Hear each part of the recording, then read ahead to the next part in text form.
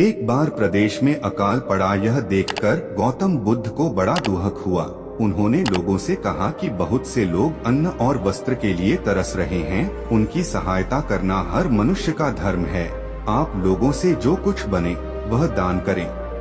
बुद्ध का उपदेश सुनकर सब लोग बिना दिए अपने अपने घर चले गए। एक गरीब व्यक्ति बैठा ही रहा। उसने सोचा कि मेरे पास तो ये वस्त्र हैं, अगर मैं इन्हें उतार कर दे दूंगा तो नंगा हो जाऊंगा। उसने फिर से सोचा कि मनुष्य बिना वस्त्र के पैदा होता है और बिना वस्त्र के ही चला जाता है। न जाने कितने साधु सन्यासी बिना वस्त्र के रहते हैं, फिर मैं बिना वस्त्र के क्यों नहीं रह सकता। उसने अपने वस्त्र उतारकर बुद्ध को दे दिए। भगवान बुद्ध ने उसे आशीर्वाद दिया। वह प्रसन्न होकर घर की ओर चल पड़ा। वह खुशी से चिल्लाकर कह रहा था, मैंने अपने आधे मन को जीत लिया है। तभी सामने से राजा की सवारी आ रही थी। उस गरीब की बात सुनकर राजा ने उसे अपने पास बुलाया और पूछा कि तुमने आधे मन को कैसे जीता है। उस गरीब ने कहा कि भगवान बुद्ध दुखियों के लिए दान मांग रहे थे।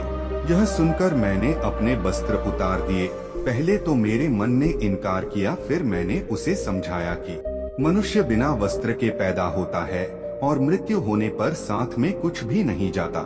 राजा उसकी बात से बड़ा प्रसन्न हुआ। उसने मोतियों का हार और कीमती वस्त्र उसे दिए। उसने वह सब ले जाकर भगवान बुद्ध के चरणों में रख दिए। बुद्ध ने उसे हृदय से लगाते हुए कहा, जो दूसरों के लिए अपना सब कुछ दे देता है उसकी बराबरी कोई नहीं कर सकता। एक गांव के पास एक नाव में दो भिक्षु पार कर रहे थे। नाव नदी पार की। एक वृद्ध भिक्षु है, एक जवान भिक्षु है। दोनों के सिर पर ग्रंथों का बड़ा बोझ है। भिक्षुओं के सिर पर होता ही है। साधु सन्यासियों के सिर पर ग्रंथों का बोझ न होगा तो और क्या होगा। तिजोरी का बोझ हटता है तो किताबों का बोझ सिर पर बैठ जाता है। वे अपना अपना बोझ लिए हुए हैं। दोनों उतरे हैं। मल्लाह से पूछने लगे हैं, मांझी से कि हम कितनी देर में गांव पहुंच जाएंगे, क्योंकि हमने सुना है कि इस गांव का नियम ऐसा है कि सूरज ढलते ही गांव का दरवाजा बंद होता है। फिर रात भर हमें जंगल में रहना पड़ेगा। सूरज डूबने के करीब है। सूरज नीचे उतर रहा है। उस मांझी ने अपनी नाव धीरे से बांधते हुए कहा कि धीरे धीरे जाओ तो पहुंच भी सकते हो, लेकिन जल्दी गए तो पहुंचने का कोई भरोसा नहीं है। अब ऐसी बात पागलपन की मालूम होती है। उन दोनों भिक्षुओं ने सोचा, कौन पागल से हम पूछ रहे हैं, उल्टी बात कह रहा है। धीरे धीरे जाओ तो पहुंच भी सकते हो, अगर जल्दी गए तो पहुंचने का कोई पक्का भरोसा नहीं है। फिर उन्होंने उससे कुछ भी पूछना उचित न समझा।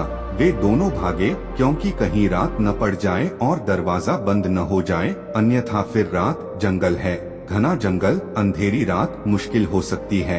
वे दोनों भाग रहे हैं और आखिर जो होना था वही हुआ। उस बूढ़े का पैर एक पत्थर से फिसल गया। वह गिर पड़ा। दोनों टांगे टूट गईं। सारे ग्रंथ के पन्ने बिखर गए। वह मांझी अपनी नाव बांधकर अपनी पतवार लेकर धीरे धीरे आता था। बूढ़े को पड़े देखा। जवान उसके पैर पर पट्टियां बांध रहा है। वह नाविक आकर खड़ा हो गया और कहने लगा, मैंने कहा था अगर धीरे से जाओगे तो पहुंच भी सकते हो, जल्दी गए पहुंचने का कोई भरोसा नहीं। अनेक जल्दी जाने वालों को इसी तरह इन्हीं पत्थरों पर गिरते हुए मैं देख चुका हूँ, लेकिन तुमने मेरी बात नहीं मानी। तुम समझे कि मैं कोई पागल हूँ। तुमने मेरी बात विचारी भी नहीं। तुमने मेरी बात पर ध्यान भी नहीं दिया। तुमने समझा कि इससे हमने पूछकर ही गलती की है। अब तुम मुश्किल में पड़ गए। अब पहुँचना बहुत मुश्किल है। अच्छा मैं चलता हूँ, नमस्कार। अभी समय है और मैं धीरे धीरे जा रहा हूँ। पहुँच जाऊंगा। जीवन के जो परम सत्य हैं, वहाँ अधैर्य से काम नहीं चलता है। असल में अधैर्य के कारण ही हम विश्वास कर लेते हैं या अविश्वास करते हैं। अधैर्य के कारण वह जो इम्पेशंस है, ऐसा लगता है अभी इसी वक्त तो अभी और इसी वक्त विचार तो नहीं हो सकता। अंधापन हो सकता है किसी को भी। मान लो विचार करना है तो अत्यंत धैर्य चाहिए। और बड़े आश्चर्य की बात है कि जितना धैर्य हो उतनी जल्दी मनुष्य निर्णय पर पहुंच जाता है, और जितना अधैर्य हो उतना ही पहुंचना मुश्किल हो जाता है। क्यों? क्योंकि धैर्य की जो क्षमता है, जो शांति है, वह विचार करने के लिए सहारा बनती है। अत्यंत धीरज से भरा हुआ चित्त ठीक से देख पाता है, सोच पाता है। समझ पाता है। एक बार प्राचीन चीन में 3 प्रौढ़ भिक्षु रहते थे। उनके नाम आज किसी को भी याद नहीं है, क्योंकि उन्होंने कभी भी किसी को अपने नाम बताए ही नहीं थे।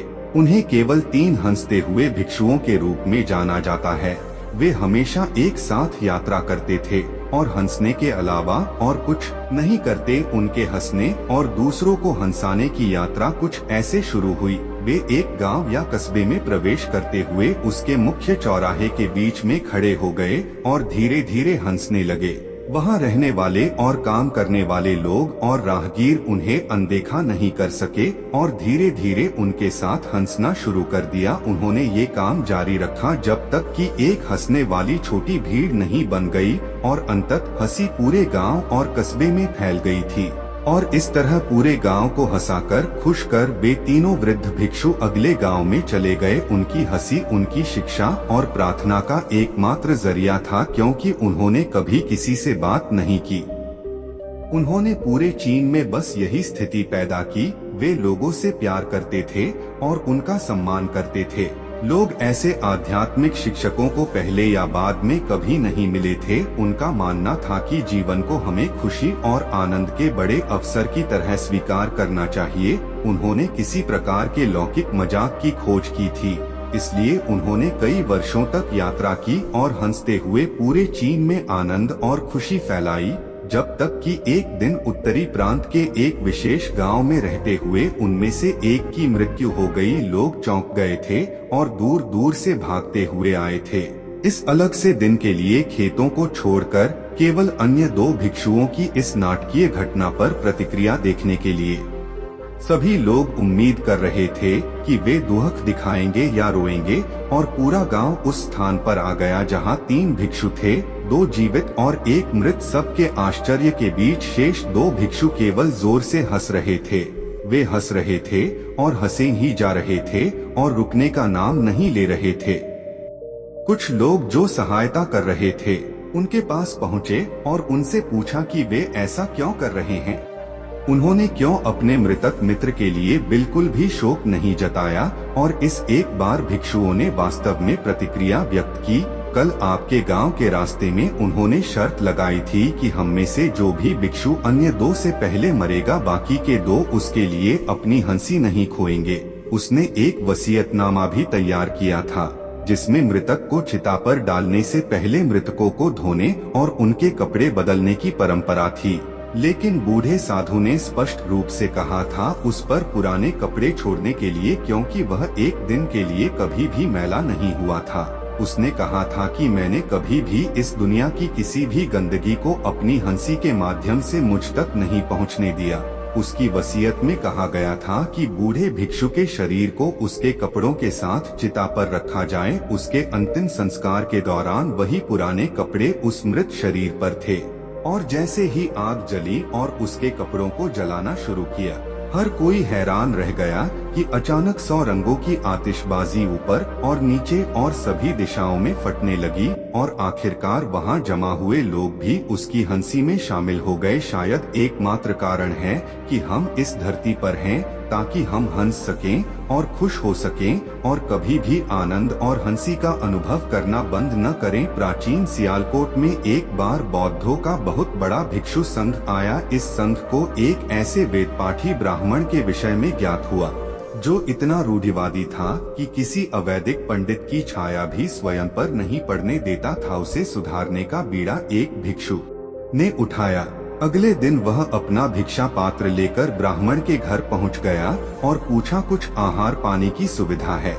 उसकी बात सुनकर घर के सभी लोग मौन रहे और उसकी ओर घृणा की दृष्टि से देखा। भिक्षु लौट आया, दूसरे दिन फिर गया और वही प्रश्न दोहराया। इस बार भी उसे चुप्पी और तिरस्कार का सामना करना पड़ा। वह पुनः लौट गया। एक दिन जब वह ब्राह्मण के घर पहुंचा तो ब्राह्मण वहां नहीं था। नित्य आने जाने से ब्राह्मणी का मन पसीज गया।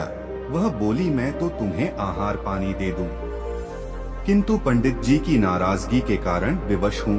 भिक्षु ने कहा, कोई बात नहीं बहन, मैं अपना काम करता हूँ, तुम अपना काम करो। वापस लौटते हुए भिक्षु को ब्राह्मण मिल गया। उसने भिक्षु को खूब खरी खोटी सुनाई। तब भिक्षु ने कहा, इतने दिनों तक आपके घर से कुछ नहीं मिला, किंतु आज आपकी पत्नी ने नहीं दी है, अब किसी दिन हाँ भी मिल जाएगा। ब्राह्मण थोड़ा शांत हुआ और बोला, यह क्रम कब तक जारी रखोगे? भिक्षु ने उत्तर दिया, जब तक जीवित हूँ। उसका धैर्य देख ब्राह्मण का अहंकार पिघल गया और उसने भिक्षु से क्षमा मांगी। वस्तुत धैर्य व सहिष्णुता के बल पर बड़ी से बड़ी प्रतिकूलता को अनुकूलता में बदला जा सकता है।